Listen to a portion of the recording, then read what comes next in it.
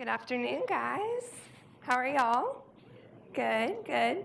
Okay, I'd like for a minute everybody to close their eyes. Now, with your eyes closed, dig deep and think of something that in your life you have created. Maybe it's a piece of art sitting in your den. Maybe you have a child. Maybe it's just an essay that you wrote in college. Whatever it is, think of something that is now in being because of something that was once an idea in your head. Now open your eyes. Now imagine that what you have created is suddenly appreciated by millions of people worldwide within 48 hours. You're propelled into the middle of this universe you had no idea existed. You had no idea that people were like this. You had no idea the way that the system worked. And suddenly you found yourself in the center of a global conversation. Now, at 19 years old, that's what happened to me, precisely. I ended up writing an article called Why Girls Love the Dad Bod. It actually got a word introduced into the dictionary this year.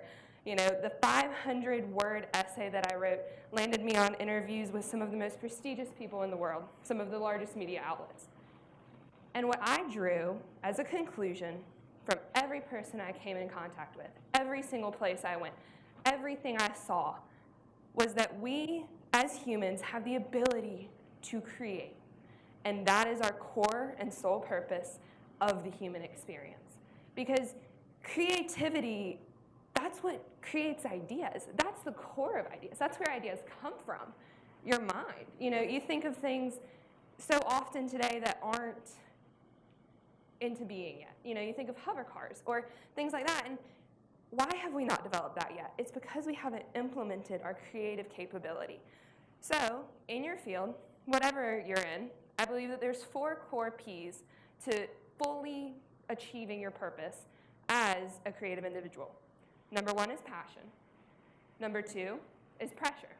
Number 3 is prediction. And number 4 is purpose. Number 1, passion. No person can thrive in a spotlight of whatever field they're in if they aren't completely passionate and devoted to whatever it is that they're achieving, whatever it is that they're striving for. You know, you think about people like Leonardo DiCaprio, for example. He probably didn't get a no at some point, but he absolutely did. It's hard to imagine getting a no, but we as a culture have done such a good job of assimilating success with fame. Success with recognition. We've created this idea that they're interchangeable words, that they mean the same thing, when in reality, it's just a very poor assimilation that we've made in our mind. You know, for example, take Monet or Van Gogh. Neither of them saw this lavish life of fame that we see today. Both of them painted and created because it's what satisfied their soul. It's the thing that fed into their being. They painted after being turned down so many times. And, you know, now today they're revered as some of the world's most appreciated artists. They pursued their passion not because they wanted to be famous, but because it's what satisfied their soul. Success wasn't the end goal. Fame wasn't the end goal. It wasn't to be gossiped about on E! Or to have your 5 million followers on Twitter or Instagram or whatever it was.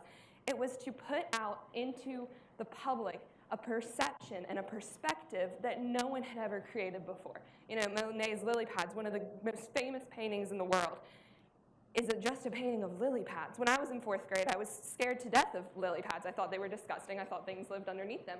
But yet, people travel all over the world, and millions of people go to view that painting every single year. You know, that is an incredible idea when you think about fully giving yourself into whatever you're passionate about. You've heard tons of talks today about people who are passionate about different things, you know, cows, voting, different ideas. Everyone has a purpose. Everyone's devoted their life to following this passion. Second off is pressure. Pressure is essential to succeeding in whatever field you're in. You know, especially in artistic and creative industries, pressure is so immense from the outside world, but it's also incredibly necessary on yourself. You know, after I wrote The Dad Bod, I found myself incredibly stunted when it came to writing because I felt an immense pressure on myself from my own ideas as well as other people outside the community. A writer and an author, Ann Stahl, she says, in the idea of, in regards to pressure, that pressure is essential to the creative process of an artist because it brings up the issue of immortality. You know, him or her, whatever it is, they're creating something from their own mind that is going to live on when they're gone. Their ideas, the things that they put out. For them, that's exactly what will exist. It's all that will exist. Their ideas, their creative beings, the things that they've put into life, the things that they've made with their hands or the things that they've said, their words, they live on. And that's incredibly essential to the creative process. Because, you know, when I wrote the dad bod afterwards, I found myself in this structure, a very corporate structure, which I found very ironic because it was the exact same thing that had gotten me to where I was. I had broken out of this idea and broken out of a framework, and all of a sudden I found myself sitting in an interview being told what I could and what I couldn't say, what I was allowed to mention, things that were very important for me to bring up, ways to word things that honestly didn't sound like proper English, but on TV they projected well. Third is prediction. And this is the outline of the corporate framework. Because you see these different corporations, for example, take something that's geared toward millennials. They put out hundreds of articles every single day, but you never think of these things as being different exploratory sources. You know, you hear about in the music industry, producers exploiting young artists, or the modeling industry, or the acting industry, but you never think about oppression from a corporate standpoint because you don't think of it that way. You just recognize these corporations instead of recognizing the young people that are contributing to it, the people that are trying to get their name out there, the people that are trying to make something of themselves and project creative ideas, when in reality, they're just writing for another corporation that's going to promote the corporation's name above theirs. Prediction also is not entirely broken, though, because the corporate framework does work. It knows how to get people where they need to be at the right time, who to talk to at the right time. The prediction of the corporate framework works sometimes because I've seen through developmental stages of the creative process, I've seen people pursuing fame, and pursuing fame is incredibly different than pursuing success because pursuing fame will lead you to fall into this corporate framework and you will end up duplicating art rather than creating it. You know, I see articles about why I love my mom, you know, an open letter to my dog, or 10 reasons I love being from wherever. And I'd say for the most part, probably all of it's true. And it's an incredibly sweet sentiment, but I see one of those every single day. And it's the same thing over and over and over. And it's replication. That's not art. Duplication isn't art. Being inspired by something and copying something are two incredibly different ideas. They're incredibly contrary to each other. Because if you're inspired by something, you look at it, you take it in your mind, you process it, and you produce something new with that in the background. Duplication is taking it, changing a few words, and putting forth something relatively similar. Now, I will also say that the duplication falls into not only an artistic community, but it falls into other communities as well. For example, if you're a doctor and you see somebody's making a vaccine for something, it doesn't work, they're trying to develop it, you can take it, you can adjust some things, and you can be inspired by the layout that they had. You can build on it. That's using creativity. Now, taking someone else's research and publishing it as your own, well, you can lose your license for that. However, in the journalistic community, although there is a bit of duplication in other communities, I found the journalistic community to be incredibly different. You know, I wrote a follow-up article to the dad bod, and I titled it The Mom Bod. And I'm still incredibly proud of that piece. I think it's great. I think the content in it is really good. I think that it puts forward a great message.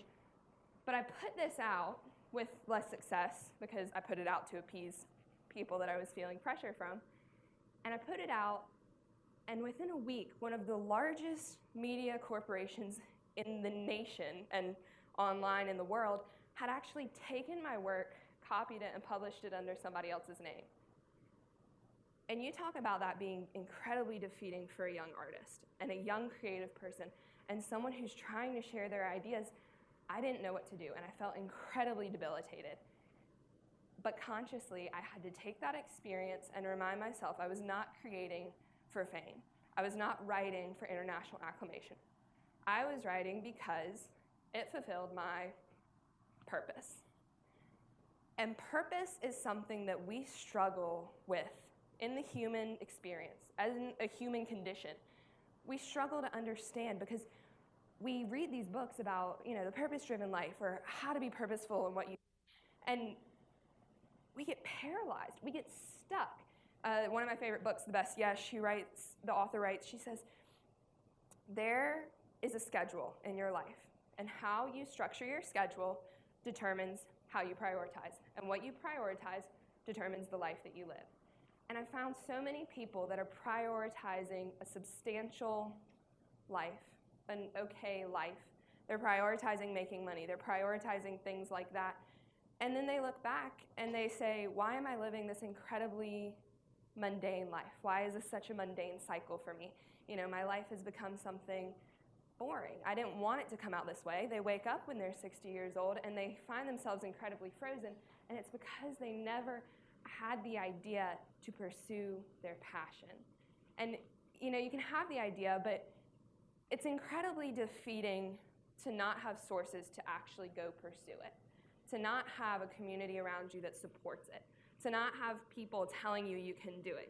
You talk about being an English major and people tell you, oh, you can teach and you can try and struggle and eat beans the rest of your life. You can try and be a dancer, but you're going to get beat out once you're 30 years old because people are going to be skinnier and thinner. And you don't want to be an actor because everyone goes to Hollywood and everyone tries to get in that community. And when did we become okay with living lives that were okay? The idea of purpose is for passion to be fulfilled. Ultimately, that's what's satisfying. That's what makes people incredible at their jobs. When they implement passion and work, when they find some sort of way to make them harmonious in their lives. And two, we don't really idealize people who were in politics as being creative. Kennedy challenges to go to the moon. Or the person who invented the polio vaccine. We don't think of them as creative beings, but what they did is they stepped outside of the framework of the box that was so structured and so rigid and that they were so used to. And I think if we take these 4 core ideas, passion, pressure, prediction, and purpose, and we teach people to take these ideas and implement them in whatever field they're in, whether it's science, engineering, math, art, writing, whatever it is, we encourage people to ultimately pursue something that they're passionate about to fulfill a purpose by predicting what's to come next and understanding that then leads into success. And ingenuity and creative thinking. In the most basic definition, ingenuity is just making something that's unbelievable incredibly feasible. Thank you.